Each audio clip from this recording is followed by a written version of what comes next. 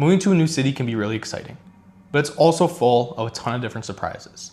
When I relocated from small town North Dakota to Fargo, there was a lot of big differences that I felt from living in a small town to the biggest city here in the state. This video is a list of the 5 things I wish I knew before I moved to Fargo, North Dakota. If you're new to this channel, I'm Sykora. I'm a real estate agent here in the Fargo-Moorhead area, and having lived in both Fargo, Moorhead, and having relocated here myself, I know a lot about relocating here, the information about jobs, houses, areas to live, and everything you need to know about this area. If you're considering making a move to this Fargo-Moorhead area, you can reach out to all my contact information that's down in the description below, or my phone number right at the bottom of the screen right here. So I'm going to jump right into this video breaking down 5 things that I wish I knew before I actually moved to Fargo, North Dakota. First thing I wished I knew was the roads and the driving. They're at a whole different level here in Fargo. The Fargo-Moorhead Metro has over 250,000 people total. And when all those people have to go to work at the same time at 7:30 in the morning or come home at 5 o'clock at night, there's a lot of traffic. And not to mention the road conditions. Whether it's the winter or the summer, there's always something going on, especially with road construction. Winter is gonna be super cold and the roads are gonna be super icy, but especially in the summer, we're getting to the end of summer right now, there's so much road construction. I-94 has road construction, University has road construction. Seems like almost every single road has road construction on it. So you need to obviously time more time if you're driving from one side of Fargo to the other side of Moorhead for all this road construction. Then also the time of day matters. If it's, middle of the night, okay, yeah, probably you don't need to leave early. But if it's 4 to 5 o'clock, there's a ton of other people driving at that time. So you need to time it up to 20 minutes earlier than you were normally gonna leave to get to that location. So that's one thing I wish I knew. There's a lot of roads here. There's a lot of easy ways to get around, but there's also a lot of road construction. And in the winters, the roads can get super icy. It can get hard to drive when there's so many other people trying to drive at the same time. Next up, and the second thing on my list, is the cost of living, but the special assessment taxes. The cost of living here in Fargo is super, super low and 3 to 9% lower than that national average of cost of living. And the housing here in Fargo is 15% cheaper than the national average, and the rent to income is very favorable, ranking among the best in the country at 16.6% favorability towards renters. Now, it's very affordable to live here. There's no question in that. But one thing that Fargo has that not a lot of other places have is something called special assessments.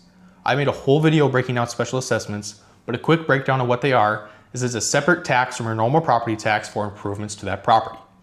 So let's say you live in a newer area in West Fargo, they're putting in some new curbs, they're putting in some new roads. You're gonna get special assessments for that because it's improvements on or near your property. So it's gonna be a separate tax from a normal property tax. So this can be deceiving sometimes. When I look at a house that's $300,000 here in Horace, but then it has $80,000 in specials, my payment on that house is gonna be way higher than on a house that's $350,000 with 0 specials.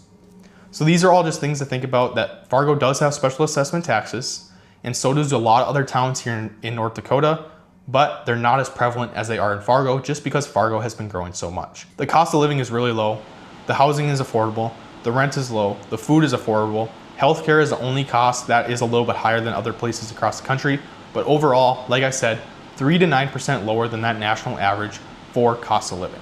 But you gotta keep in mind those special assessments. Next up, and this is probably one of the most talked about ones when people think about Fargo or the Midwest, is the weather swings. Fargo is one of the only places that has 4 distinct seasons. We have a distinct summer, winter, fall, and spring. The winters can obviously get very, very cold, with over 43 days per year that drop below 0 degrees Fahrenheit. But also in the summers, we can routinely get very humid and up to over 100 degrees Fahrenheit. Now, we're not gonna be as humid as the South, but we're also still gonna be very humid. So there's a lot of weather swings. It can bring some changing up here compared to other places across the country. So you need to make sure you have a good AC for the summer and you have a good heater for the winter, because the weather changes and it changes very quickly. It can seem like one day we have a blizzard, then a week later it's 40, 50 degrees and sunny. So the weather changes very quick. This is not something that was new to me as being in small town North Dakota, but if you're relocating here from other areas across the country, that's definitely something you need to consider. Hey, thanks for watching the video to this point. If you're still watching and you're someone who lives in Fargo or you moved to Fargo, just drop down in the comments one thing that surprised you about moving to Fargo, North Dakota. Whether you moved here from across the country or you moved here from up north in Grand Forks, there's tons of surprises, good, bad, and ugly. So just drop one down in the comments below. I'm just curious to see what you guys have to say. as we jump right to number 4 of things that surprised me about Fargo, North Dakota when I moved here. And that's the food scene. Fargo has a very diverse food scene with a ton of different options, especially being someone that grew up in a small town. There's stuff like Brewhalla. It's a mix of a mall, a hotel, and a brewery. There's nothing like that in small town North Dakota. Then also like all the downtown restaurants. There's so many unique restaurants here. Mom and pop shops, Randy's Diner. There's a million different options here, not just fast food, not just sit-in. There's everything here, and there's so many different options for people looking to move here. And everybody needs to eat food, and there's something for everyone. Whether you're a kid, whether you're in your 20s, or whether you're in your 70s, there's something for everybody. But we don't have Taco John's. That is the worst part about Fargo, I think, that we don't have Taco John's. Fargo was also named by the Washington Post recently one of the top college football towns. This speaks to the environment of NDSU up north, and also speaks to the environment of the tailgating, of all the food scene, the bar scene that is here in Fargo, North Dakota, that you're not going to find in other places in North Dakota. So let's hop right into the last thing that surprised me when I moved to Fargo, North Dakota. That is that it's big, but it's not too big.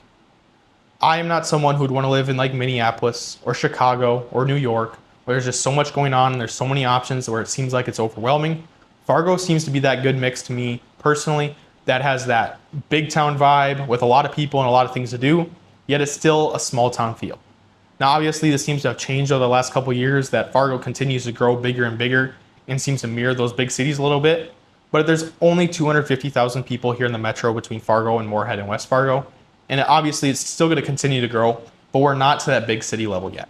So that's what I like about the area, is that it's kind of small town living, yet there's a lot to do here. You have places to go like West Acres, all the food I mentioned, the mall, NDSU, it's a college town.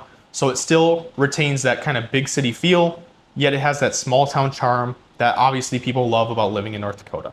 That was the 5th thing that surprised me when I moved to Fargo, North Dakota.